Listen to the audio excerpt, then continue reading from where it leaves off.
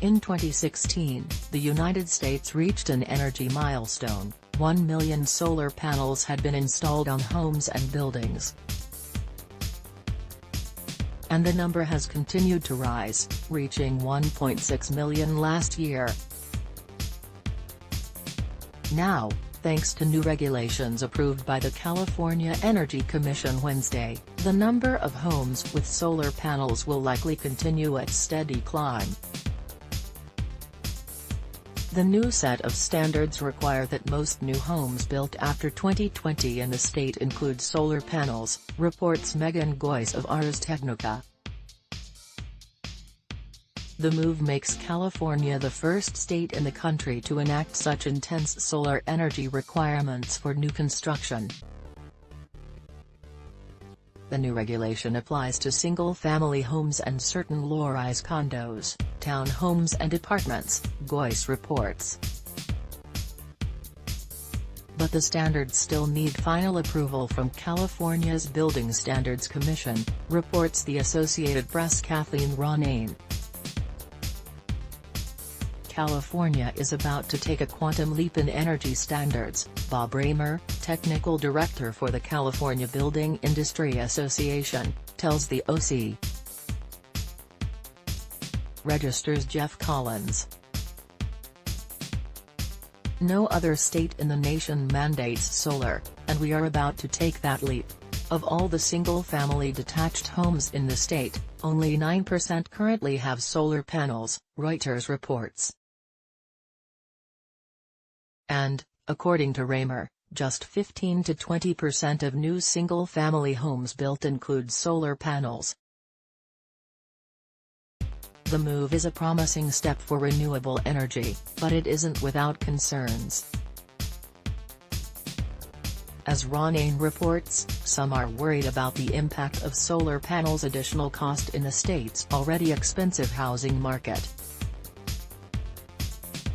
Last year, the California Association of Realtors predicted median home prices will increase to $561,020 in 2018, Jeff Collins wrote for the Register at the time. For comparison, the median price of a home in the U.S. as a whole in 2018 is $337,200. The addition of solar panels in California would likely drive up the cost of each new home by about $10,000.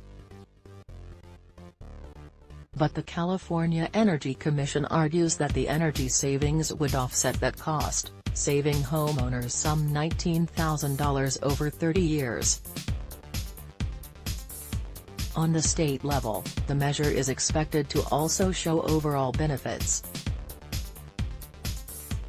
As Goyce reports, the new standards would cost the state economy $2.17 billion but generate energy savings of $3.87 billion.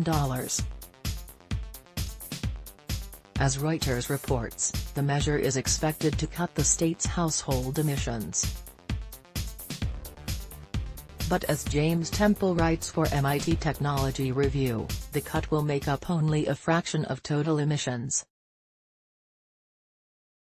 His feel-good change to the building code is a questionable public policy for cutting greenhouse gas emissions.